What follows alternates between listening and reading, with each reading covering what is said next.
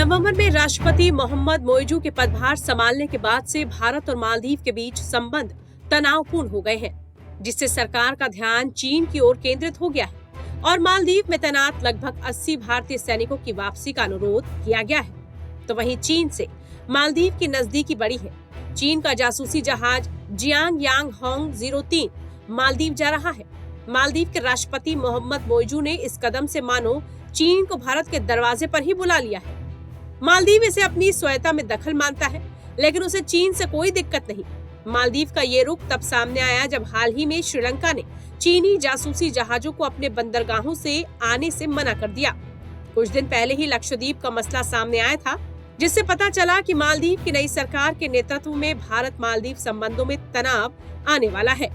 मालदीव के उप मंत्रियों द्वारा पीएम मोदी का अपमान और भारत के बारे में अपमानजनक बातें करने से भारत में काफी नाराजगी थी, लेकिन मोइजू ने सिर्फ भारत पर निर्भरता कम करने की रट लगाते रहे।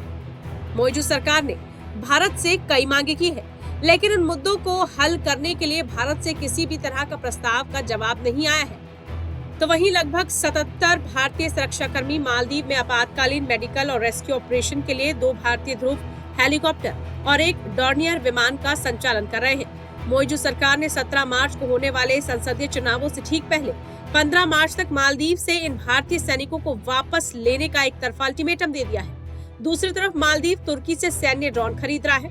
हाल ही में 4 क्षेत्रीय देशों के कोलंबो सुरक्षा सम्मेलन में श्रीलंका, मॉरिशस और भारत ने भाग लिया, लेकिन मालदीव नहीं आया।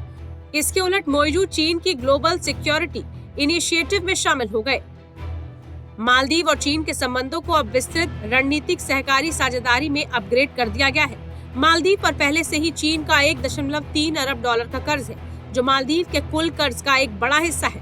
अब मोइजू ने चीन को अपने देश का निकटतम विकास साझेदार बताया है।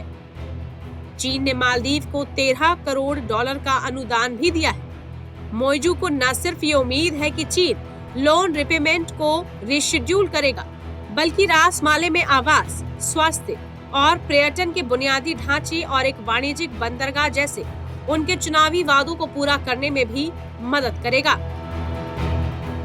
टाइम्स नाउ भारत डिजिटल की रिपोर्ट।